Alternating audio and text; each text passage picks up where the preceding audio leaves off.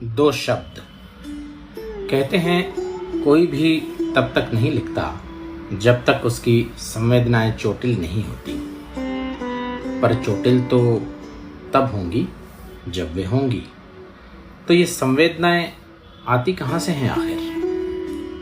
शायद उपजती हैं धीरे धीरे जीवन के साथ और होती हैं मोहताज शायद अपने दायरों की, अपनी ही ज़रूरतों की। हम भी ऐसे ही हैं शायद, मोहताज अपने दायरों के, अपनी ही ज़रूरतों की।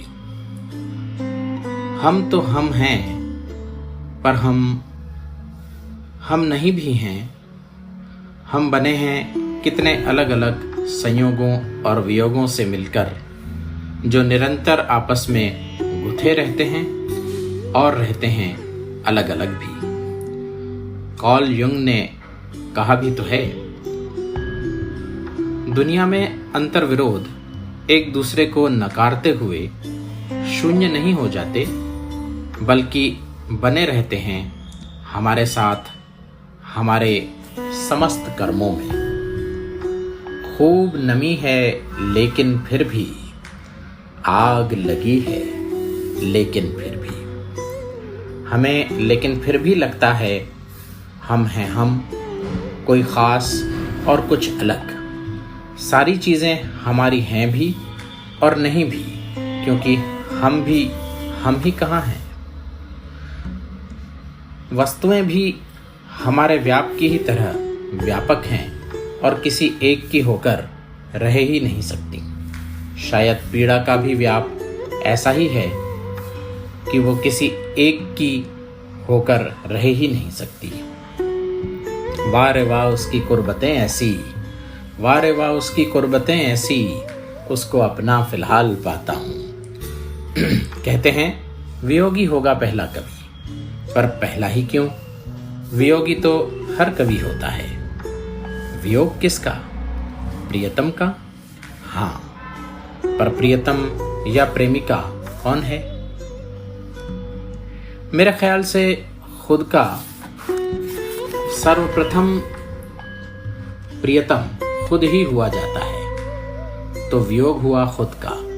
जी हाँ, ऐसा खुद जो कभी बन न पाया, जो बनना चाहा पर बना न गया। क्यों भला? क्या पता।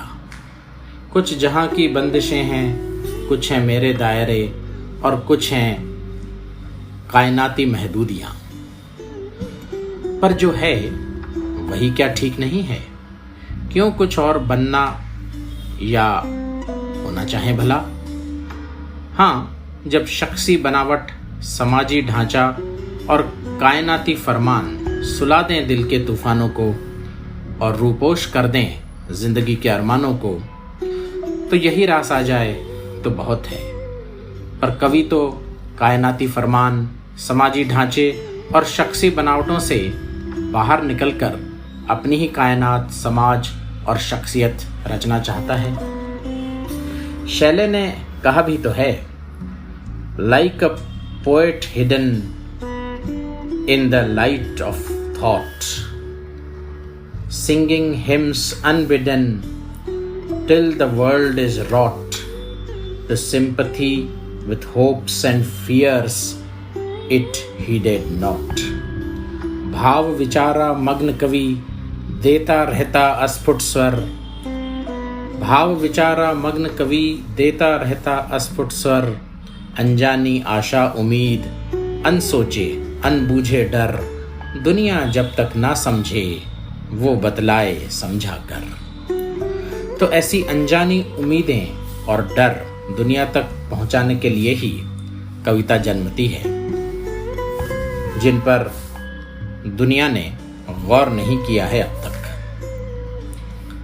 सलमान अख्तर कहते हैं, शायरी से शायर स्वयं की साइकोथेरेपी करता है और उससे कभी कभी दूसरों का भी इलाज हो जाया करता है। मैंने तो करनी चाहिए अपनी साइकोथेरेपी। पढ़ के देखिए, शायद आपका भी हो जाए कुछ इलाज। बशीर बद्र कहते हैं, कच्ची शायरी वह है जिसे पढ़कर कोई शायर या कोई शेर याद आ जाए। मैं कहता हूँ सच्ची शायरी वह है जिसे पढ़कर फिराक के लफ्ज़ों में दिल को कई कहानियाँ याद सी आके रह गईं। कहानियाँ अपनी औरों की जिंदगी की, याद भी नहीं याद सी आके, फिर कुछ नहीं, याद सी आके रह गई। इंसान कुछ करना चाहता है, न कुछ कर पाए और तो लिख ही ले कम से कम। बच्चन ने कहा भी है ना, कह तो सकते हैं कहकर ही कुछ जी हल्का कर लेते हैं। कह तो सकते हैं कहकर ही कुछ जी हल्का कर लेते हैं। ऑब्जेक्टिव को रिलेटिव तो चाहिए ही हर किसी को हर चीज का।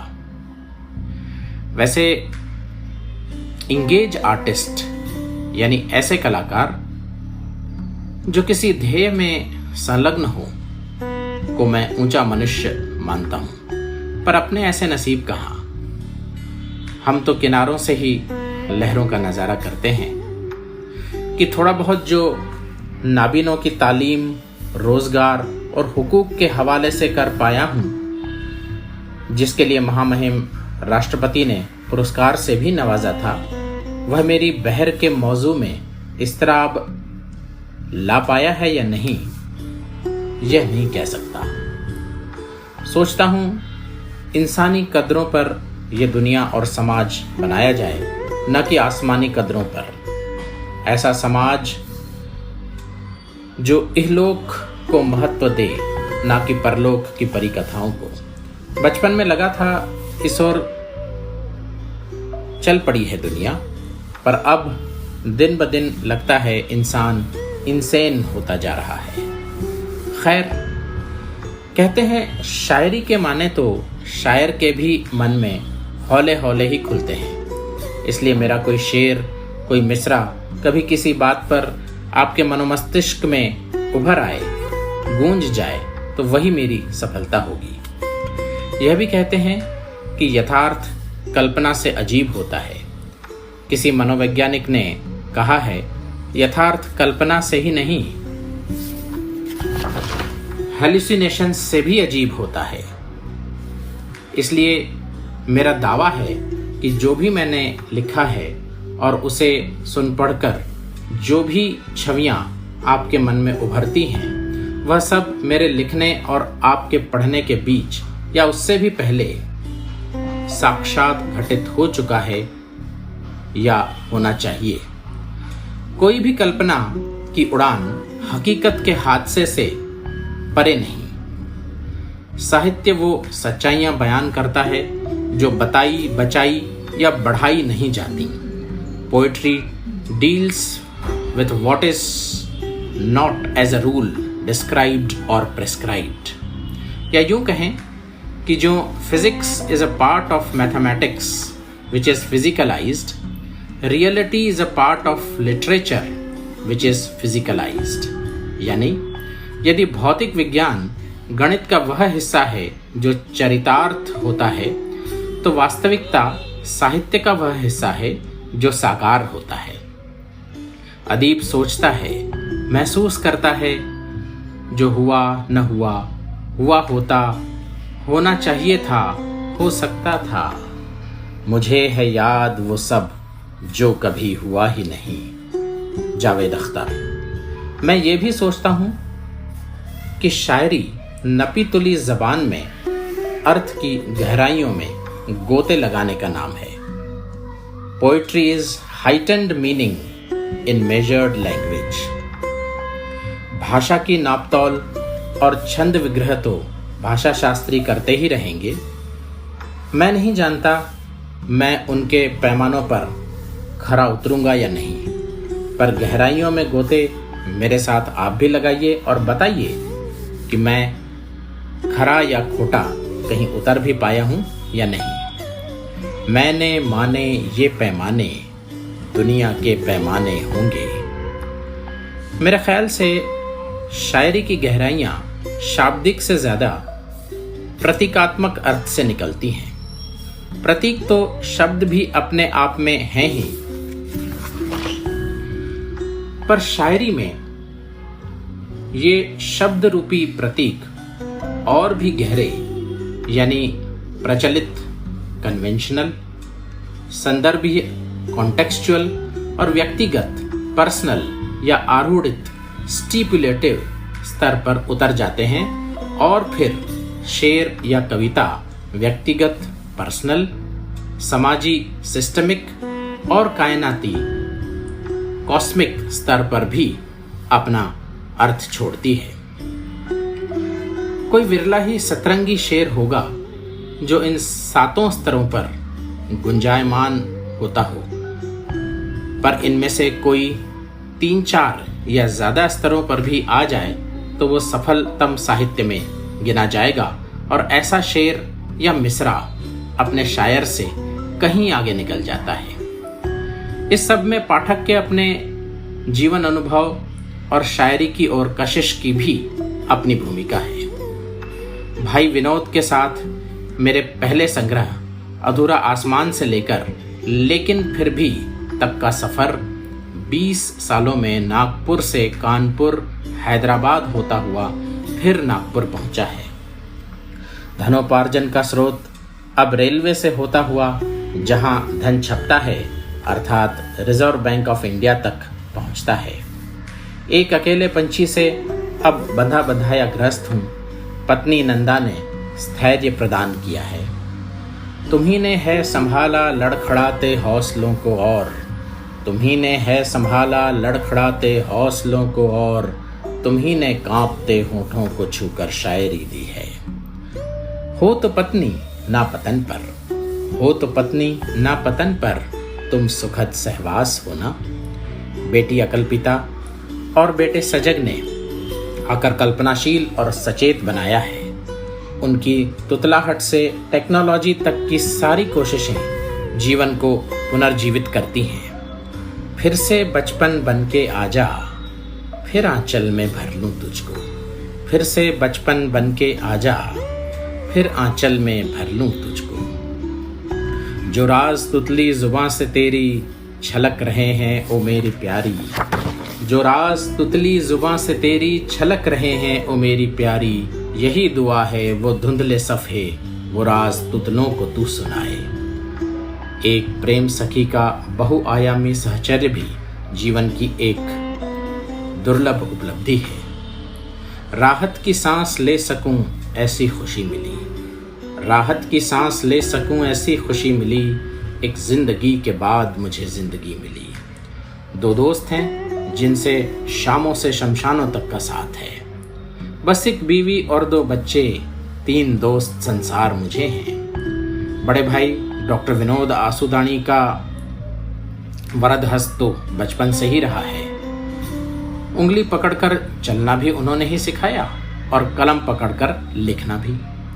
माता स्वर्गीय लक्ष्मी देवी आसूदानी एवं पिता स्वर्गीय हरदयाल दास आसूदानी जी का प्रयास और तपस्या हम सभी भाई बहनों में साकार हो रही है, जिनमें से 5 बिना रोशनी के ही इस रोशनी वालों की दुनिया में संतुष्ट जीवन जी रहे हैं।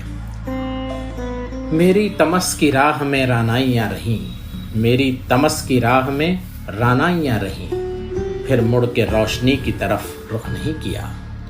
सारे चांद सितारे गिनकर, सारे चांद सितारे गिनकर थैली में भर लौटा देना।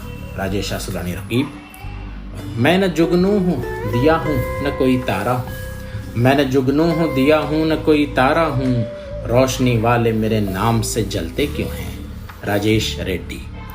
इस लिखे को कागज तक ठीक ठीक पहुंचाने में श्री दिनेश अदनानी, श्रीमती हर्षा मूलचंदानी, श्रीमती गौरी सेन और श्री चेतन शर्मा ने अपना अमूल्य योगदान देकर मुझे कृतार्थ कर दिया है। बस अब और क्या कहूँ, उम्र की ढलान का आरंभ है। लगता नहीं कि कहीं कोई आसमानी दुनिया है जिससे सब कुछ उपजा है, जहाँ हम मरकर भी रहेंगे और जहाँ आखिरी अदालत है और जहाँ सब किए कराए का हिसाब होता है। लगता नहीं कि कहीं कोई ऊपर बैठा अपनी मर्जी से पत्ते हिला रहा हो, पत्ते फेंट रहा हो शायद। यह पृथ्वी एक ख्वाब बताकर दूजी दुनिया दूर दिखाकर, यह पृथ्वी एक ख्वाब बताकर दूजी दुनिया दूर दिखाकर तन मन धन के अर्पण सी है, हर पीड़ा उत्पीड़न सी है। यही जिंदगी है जहां सब कुछ चुकाना है, तो फिर आइए क्यों न सुखी बनाएं इस दुनिया को, दूर कर दें उत्पीड़न को, शख्सी, समाजी और कायनाती तौर पर भी। हाँ, साइंस और सद्भावना शायद मिलकर कायनाती त्रासदियों को भी मात दे सकती हैं। कंचन की माला फेरो या बन जाओ बुद्ध तुम, बस प्यार ही से दुनिया ये थोड़ी सुखी मिली। दिनांक 28/7/2022, राजेश आसुदानी, रकीब, नागपुर।